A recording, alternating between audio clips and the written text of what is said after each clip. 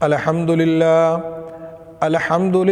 वकफ़ा वसलामुन अला इबादिहिल्लज़ीना इस्तफ़ा अम्मा बअदु फ़अऊज़ु बिल्लाहि मिनश्शैतानिर्रजीम बिस्मिल्लाहिर्रहमानिर्रहीम। आज की हम इस वीडियो में बात करेंगे ख्वाब के अंदर अपने आप को हरम काबा के अंदर देखना, या किसी बादशाह के हरम में देखना, या किसी बड़े सरदार दौलत वाले के हरम में देखना, या किसी बड़े सरदार या बड़े आदमी का अपने हरम के अंदर बुलाना। इस तमाम की मुख्तलिफ़ ताबीरें हैं और इसकी मुख्तलिफ़ सूरतें हैं।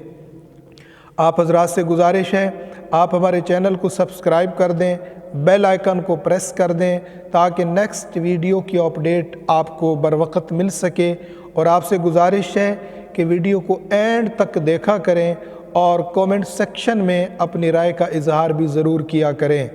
हज़रत मोहम्मद बिन सिरीन रहमतुल्लाह ताला अलैह फरमाते हैं,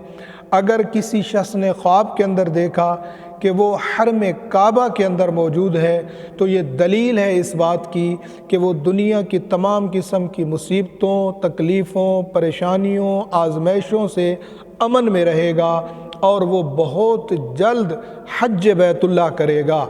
इसी तरह अगर ख्वाब के अंदर देखा कि वो किसी बादशाह के हरम में है, वो किसी बड़े सरदार के हरम में है, किसी बड़े आदमी के घर में है, तो ये दलील है इस बात की कि उस शख्स को दुनिया के तमाम शहरों में अमन होगा और वो दुनिया के तमाम शहरों में अमन से रहेगा। इसी तरह अगर ख्वाब के अंदर देखा कि उसको किसी बादशाह ने अपने हरम में बुलाया है, अपने घर में बुलाया है, या किसी बड़े सरदार ने